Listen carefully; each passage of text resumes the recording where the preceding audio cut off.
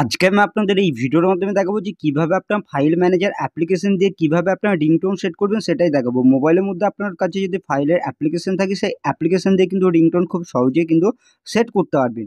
এবার এটা করতে হলে পরে আপনাদের যেটা করতে হবে সেটা হচ্ছে আপনাদের মোবাইলের যে ফাইলের অ্যাপ্লিকেশনটি রয়েছে ওই ফাইলের অ্যাপ্লিকেশনটিকে ওপেন করতে হবে। আমি যেহেতু এখানে কী করবো, ফাইল ম্যানেজার অ্যাপ্লিকেশনটি রয়েছে এই ফাইল ম্যানেজার অ্যাপ্লিকেশনটিকে ওপেন করে নিচ্ছি। এবার ওপেন করার পর এরকমভাবে ওপেন হবে, এখানে আপনাদের মিউজিক লেখা থাকবে, অনেকজন অডিও লেখা থাকবে। এবার এখান থেকে খুব সহজে এটা করতে পারবেন, বা এখান থেকে আপনাদের মাই ফোন লেখা থাকবে, এই অপশানে ক্লিক করে কিন্তু আপনার ফাইল পেয়ে যাবেন।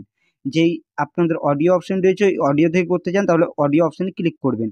এবার পছন্দের গান হতে পারে আপনার, বা যে কোনো গানের আপনার রিংটোন কিন্তু সেট করতে পারবেন খুবই সহজে। সেই গানটিকে এখানে চুজ করবেন, এরকম প্লে করবেন। প্লে করার পর এখানে আপনারা ফাইলের অ্যাপ্লিকেশন ওপেন করতে পারেন, বা এখান থেকে আপনারা এই অপশানে ক্লিক করতে পারেন। এখানে আমি অলওয়েজ অপশান চুজ করছি। চুজ করার পর এরকমভাবে ওপেন হয়ে যাবে।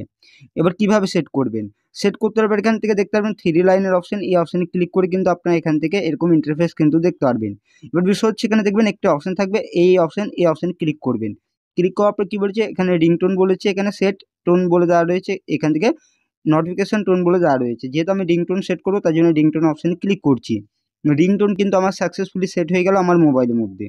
কিভাবে করতে হয় সেটাই আমি আপনাদের দেখালাম, ফাইল থেকে কিভাবে করবেন সেটাই দিয়েছি। ভিডিওটি ভালো লাগলে অবশ্যই ভিডিওটিকে লাইক করবেন, আর এই চ্যানেলটিতে নতুন আসলে চ্যানেলটি করতে অবশ্যই আপনারা সাবস্ক্রাইব করবেন। চলুন ভিডিওটি আমি এখানে শেষ করছি, যে কীভাবে ফাইল ম্যানেজার অ্যাপ দিয়ে কীভাবে রিংটোন সেট করতে হয় সেটাই দেখালাম। চলুন ভিডিওটি আমি এখানে শেষ করছি।